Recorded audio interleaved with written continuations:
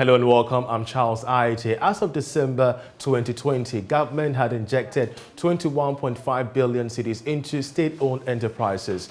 Now, these were in the form of loans, subventions, bailouts, or government-backed guarantees. According to the 2020 State Ownership Report, an amount of 797 million cedis was budgeted as government subventions to aid agencies that provide specific public service obligations to enable them meet identifiable expenditure, including staff costs.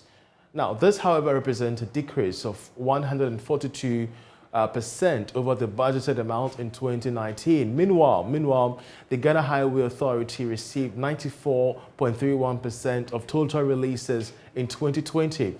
The report, however, notes that some state-owned enterprises are a potential source of fiscal risk to the national budget.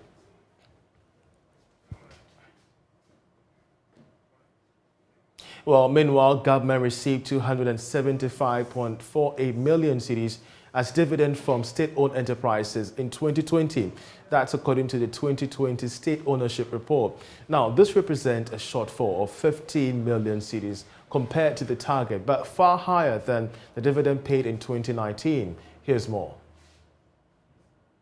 Dividends paid in 2020 represented an increase of 164%, about 171.51 million cedis over that of 2019.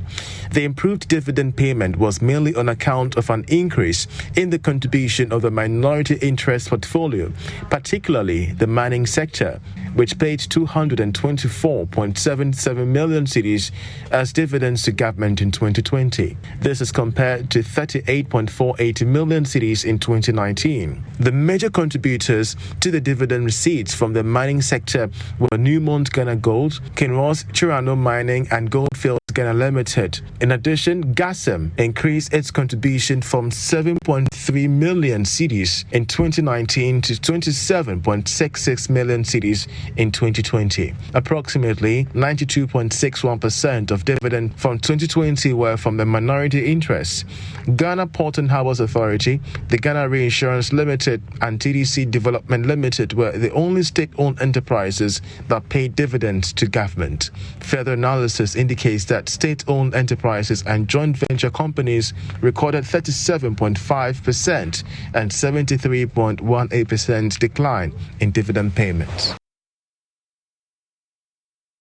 Well, joining us to discuss is Daniel Amate, the Executive Director of the Policy Initiative for Economic Development. We're grateful that you could join us.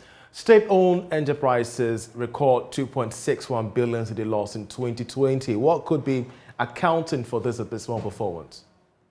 Yes, thank you very much. I think if you look at our state-owned enterprises, it is evidently clear, especially the revenue-generating entities. It's evidently clear that there's no clear-cut target being given to such institutions.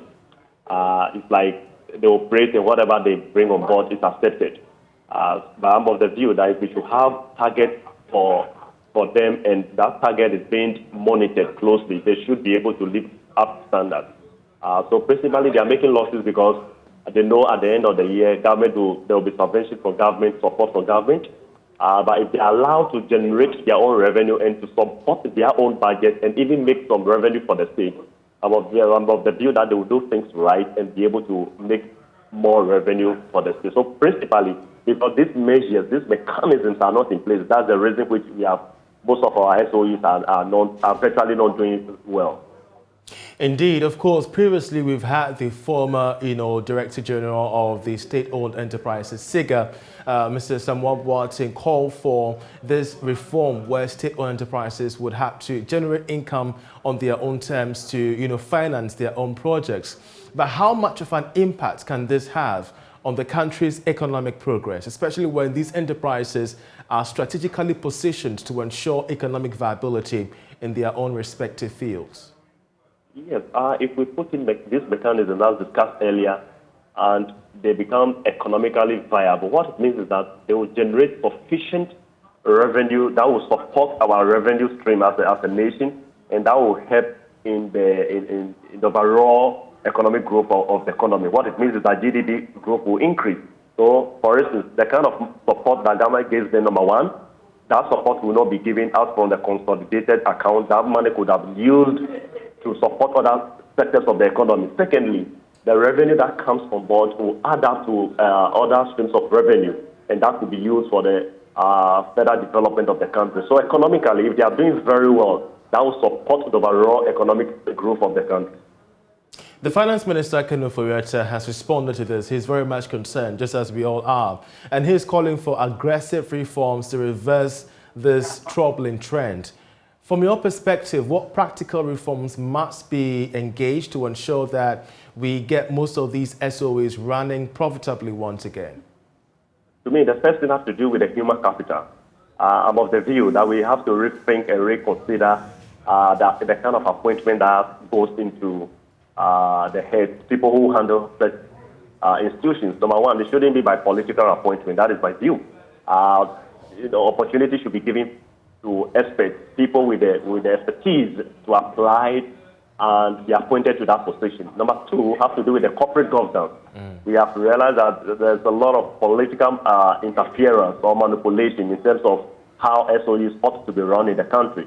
So if we can strictly adhere to good corporate governance and who employ the right people or who appoint the right people to manage these institutions, I'm of the view that they should be in a better position to run the institution profitably.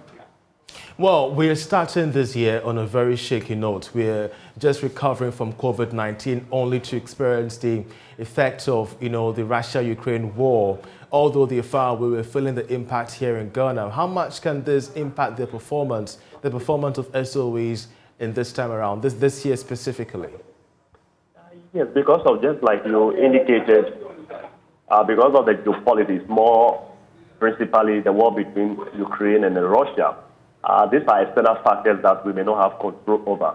But there again, if we are able to manage the factors that we have control over internally, number one has to do with how we manage the expenditure, how the resources are judiciously applied, and also we have to look elsewhere where we can equally exploit other opportunities other than Russia and Ukraine. Even though we know that most of our exports, the manganese, and then we get wheat and then steel and oil from Ukraine and then the like, we can equally start exploiting quickly where we can take an advantage in order to build our competitiveness. So to me, these are some of the things that could be done to just minimize the loss, or on the other hand, we will be in a better position to rock in some revenue. So the managers of the institutions have to be smart and quickly. We shouldn't just be singing the song that, there's a Russia-Ukraine war, and for that matter, we cannot do anything. To me, it's equally an advantage for us to exploit elsewhere, to quickly see how we can get business with other nations. Then that is the way forward. Other than that, the impact will be very severe.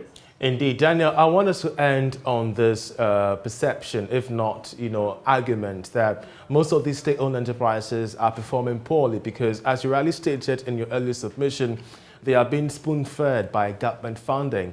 What happens to the argument, of a possible public-private partnership to ensure that private sector players who can equally run the business of these enterprises by law can do so? I agree perfectly. I have indicated on somewhere on other platforms that even when it comes to the appointment can even be given to an accounting firm, well-respected an accounting firm to do the appointment. Should it be by political appointment or should it be by appointment of the president? I know that currently that's the position of the law, but we could work around it. And secondly, I agree with you that we need private sector participation in the process. If we can do that, that will bridge the inefficiency in the system currently, and that will put the SOEs on a path of making profit and rocking in revenue for the state. Indeed, Daniel Amate, we're grateful that he could join us. He's Executive Director for Policy Initiative for Economic Development. Speaking of our matters regarding the poor performance of state-owned enterprises.